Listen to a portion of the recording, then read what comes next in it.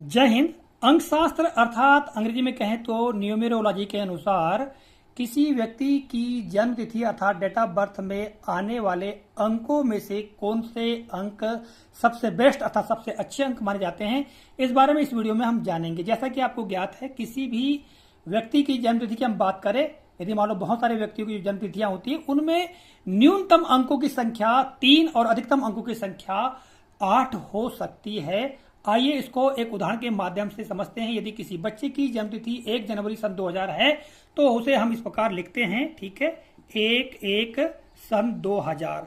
तो यहां पर आप देखेंगे 1 और 2 आया है, 3 बार आया है। और ये शून्य की हम बात करें तो अंक शास्त्र अर्थात न्यूमेरोलॉजी में शून्य का कोई अस्तित्व नहीं होता है, इनकी गणना नहीं की जाती है। अंक शास्त्र में केवल 1 से लेकर के 9 तक अंकों की ही गणना की जाती है, अर्थात जो अंक शास्त्र होता है उसमें 9 अंक ही होते हैं। तो यहां हम देखेंगे केवल 3 अंक ही हैं। तो ये न्यूनतम 3 अंक हो सकते हैं। और अधिकतम अंकों की हम बात करें तो उदाहरण के लिए किसी व्यक्ति की जो जन्म तिथि यदि मान लो 19/12 सन 1998 है, तब यहां पर आप देखेंगे तो कहीं पर भी शून्य नहीं है, तो 2, 4, 6 और 8 अंक यहां पर हैं, ठीक है। तो इस तरह से न्यूनतम 3 अंक और अधिकतम 8 अंक हो सकते हैं। इसके अलावा अंक शास्त्र में 2 अंक अतिरिक्त निकाले जाते हैं जिनका महत्व होता है। वैसे 3 अंक निकाले जाते हैं, किंतु जो तीसरा अंक है उसके बारे में हम बाद में बताने का प्रयास करेंगे कि जो 2 अंक कैसे निकाले जाते हैं उस पर हम सबसे पहले चर्चा कर लेते हैं। उदाहरण के लिए इन्हीं जन्म तिथियों में हम देखेंगे तो यहां पर आप देख रहे हैं कि जन्म तिथि यानी जन्म की दिनांक 1 तारीख है और इसमें जन्म की दिनांक 19 तारीख है, ठीक है। तो यहां पर जो जन्म दिनांक होती है मतलब यानी उसको लिया जाता है। तो इसकी यहां पर देखेंगे जन्म की दिनांक 1 है तो यहां पर 1 और यहां पर जन्म दिनांक 19 है तो 1 और 9 है, तो इन दोनों को जोड़ देंगे। तो इन दोनों को जोड़ेंगे तो 1 और 9 कितना हो जाएगा, 10 हो जाएगा। और फिर पुनः यानी शून्य और 1 को जोड़ेंगे तो कितना आ जाएगा, 1। तो यहां पर क्या जाएगा, 1। यहां पर भी पहले से 1 है तो 1 का 1 आ गया और इसका 9 और 1 को जोड़ दिया तो 10 आ गया, 10 का आ गया 1, ठीक है। दूसरा अंक कैसे निकालते हैं तो इसके लिए बता दूं आपको कि जितने भी जन्म तिथि में अंक हैं उन सभी को जोड़ दिया जाता है। जैसे यहां पर हम देखेंगे तो 1 धन 2 धन 1 धन 2 इस प्रकार जोड़ेंगे तो 1, 2 और 2 कितना आ जाएगा, 4। तो यहां पर दूसरा अंक क्या निकल आएगा, 4 आएगा। ना पहला अंक क्या, ये जन्म तिथि के अंकों के अलावा पहला अंक क्या निकला, 1 और दूसरा अंक क्या निकला, 4, ठीक है।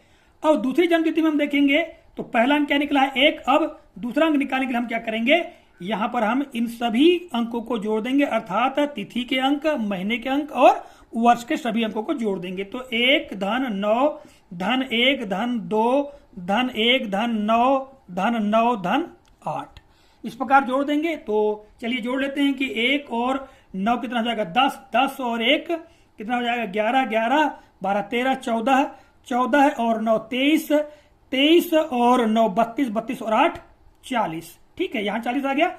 अब 40 में आप देखेंगे 4 और 0 को जोड़ेंगे क्या जाएगा, 4। तो यहां पर आप देखेंगे दूसरी जन्म तिथि में भी 4 निकल के आ रहा है। उदाहरण के लिए यदि यह जन्म तिथि इस प्रकार से होती, ठीक है, यदि इस प्रकार से होती 15, ठीक है, 15/12 सन 1996 इस प्रकार होती, यानी तब किस प्रकार निकालते हैं यहां पर, तो इन दोनों को जोड़ देते हैं पहला अंक निकालने के लिए। तो 1 और 5 कितना होता है, 6, यानी 1 और 5 को जोड़ने 6 जाएगा।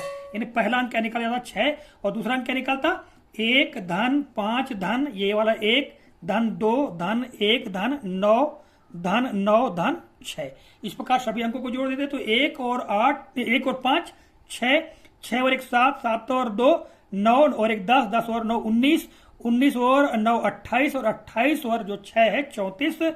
इस तरह 34 आता है और 34 में 3 और 4 को पुनः जोड़ देंगे, ठीक है। यहां पर 3 और 4 को पुनः जोड़ेंगे तो 7। तो दूसरा अंक क्या निकल आएगा, 7। पहला अंक क्या निकल आया, 6, और दूसरा अंक क्या निकला है, 7। तो यहां पर आपको बता दें हम, जैसे कि यहां पर 1 और 4 निकला है तो 1 को हम कहते हैं मूलांक, ठीक है, इसके और भी नाम है, और दूसरे को कहते हैं भाग्यांक, तो इसके लिए भी और भी नाम है। तो इस पहली जन्म तिथि 1 सन 2000 के लिए जो ये अंक निकला है जन्म तिथि का, इसे हम कहते हैं मूलांक और दूसरे को कहते हैं भाग्यांक। और इसमें ये जो निकला है जन्म तिथि का अंक 6 इसको कहते हैं मूलांक, और जो 7 निकला इसको कहते हैं भाग्यांक। तो इस तरह आप देखेंगे कि किसी व्यक्ति की जन्म तिथि में यदि हम देखें इन 2 अंकों को निकालने के बाद कम से कम 5 तो होंगे ही, ठीक है, और अधिकतम 10 होंगे, ठीक है। तो यहां पर हम देखेंगे इतने अंकों में से यदि मान लिया जाए ये जन्म तिथि के सारे अंक और ये जो 2 अंक निकले हैं ये 2 अंक, इनमें से यदि आपकी जन्म तिथि में 2 अंक आ जाएं, कौन कौन से 2 अंक हैं उनके बारे में जान लेते हैं। तो चलिए हम इसे इरेज कर देते हैं। ठीक है, तो 2 अंक शास्त्र के अनुसार माना जाता है, वो है अंक 5 और दूसरा है 6। इन 2 अंकों को बहुत ही श्रेष्ठ अंक माना जाता है। ऐसा नहीं कि यही अंक महत्वपूर्ण हैं, सभी जो अंक हैं वो बड़े महत्वपूर्ण होते हैं, किंतु इनको ज्यादा महत्वपूर्ण माना जाता है। इसके अलावा 1 और 3 भी बहुत अच्छे अंक होते हैं, और ऐसा नहीं है कि इनके अलावा मानो 2, 4 और 7 और 9 की बात करें तो ये अंक भी अच्छे नहीं होते, ये सभी अच्छे होते हैं, किंतु इन सभी अंकों की हम बात करें तो उसमें 5 और 6 सबसे श्रेष्ठ माने जाते हैं, क्योंकि 5 को बैलेंस अर्थात जो लाइफ बैलेंस होती है ना, जीवन में संतुलन का अंक माना जाता है, और 6 को जो सुख सुविधा आराम का अंक माना जाता है। इसलिए 5 और 6 अंकों को बेस्ट माना जाता है। ऐसी बात नहीं है किसी की जन्मतिथि में ये अंक नहीं आ रहे हैं तो उनके जीवन अच्छा नहीं होगा, अच्छा होता है। इसके अलावा बहुत सारी चीजें अंक शास्त्र में बताई गई हैं, जैसे नाम वगैरह है, बहुत सारी चीजें हैं जिनका हम वर्णन आगे की वीडियो में करेंगे। तो आज के इस वीडियो में हमने बताने का प्रयास किया है कि किसी व्यक्ति की जन्मतिथि में अंक शास्त्र के अनुसार कौन से अंक श्रेष्ठ होते हैं। यदि आप हमसे जुड़ना चाहते हैं तो इस वीडियो के डिस्क्रिप्शन बॉक्स में एक व्हाट्सएप ग्रुप का लिंक दिया गया है, उस लिंक को पर क्लिक करके आप ज्वाइन हो सकते हैं, और आगामी समय पर हम अन्य वीडियो भी लेकर आपके समक्ष प्रस्तुत होंगे।